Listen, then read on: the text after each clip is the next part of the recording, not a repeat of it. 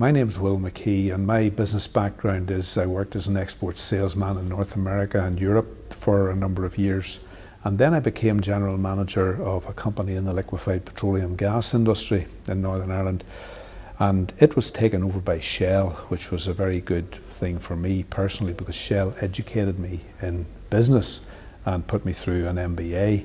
Then I was involved in a management buyout of a company and got into ownership of businesses. And over the years, I have bought and sold a number of businesses, some of them very successfully and some very unsuccessfully. And I am currently a director of the Northern Bank, and I've been on the board of the ESB in the Republic of Ireland, worked for major corporations like the Jefferson Smurfit Group, and also owned my own companies. So I've gathered over the years a great deal of business experience that I'm happy to pass on to help people who are trying to develop their own businesses from scratch and even to grow larger businesses.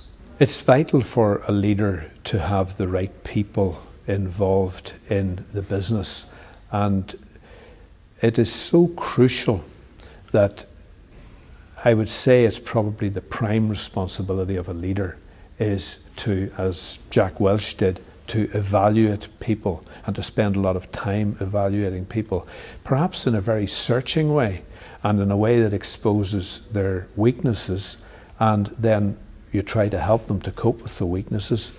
And if they're able to cope with their weaknesses and if they have got the right attitude toward their commitment to the company, then they are people who belong to the future of the company. If, however, their weaknesses can't be fixed and if their attitudes are wrong, the responsibility on a leader is to dump those people, get rid of them, get them out of the company.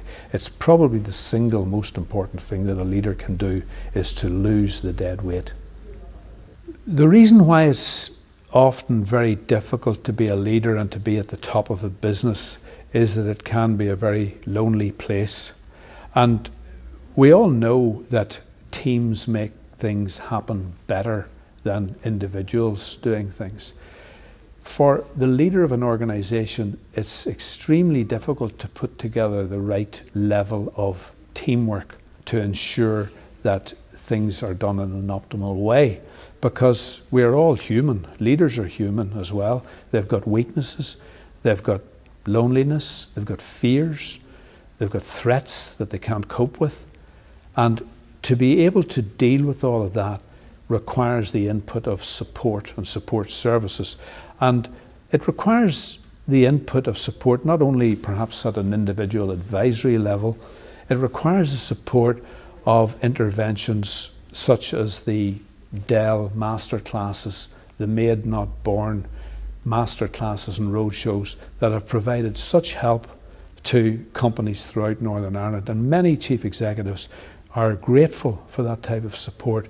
And the more interventions of that nature, the better the Northern Ireland economy will perform.